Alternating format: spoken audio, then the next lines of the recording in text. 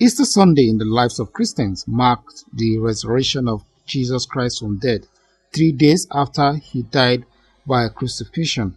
For many Christians like Catholics, Easter is a joyful conclusion of the Lenten season of devoted prayers, fasting, and penance. In his homily, Reverend Father Danina admonished parishioners to see the death and resurrection of Christ as restoration of hope and renewal of the Christian faith.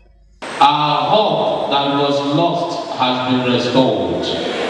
The fear we had has been wiped away. The confusion that came into us has been rectified. Our lack of faith has been taken away and replaced with the strong faith causing of Christ's triumphant resurrection from the dead. While admonishing political leaders to emulate the life of Christ in the discharge of their stewardship, he asks them to restore the confidence of the people who are aggrieved by the outcome of the 2023 general election by working towards the unity of the country.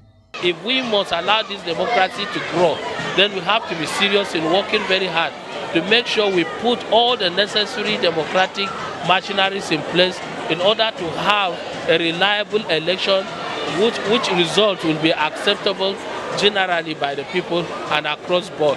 Our leaders today are supposed to know that the country is on the precipice. The country is at a very sloppy slope, because I just pray that those who are coming in will sit up and be more serious in order to restore confidence in Nigerians.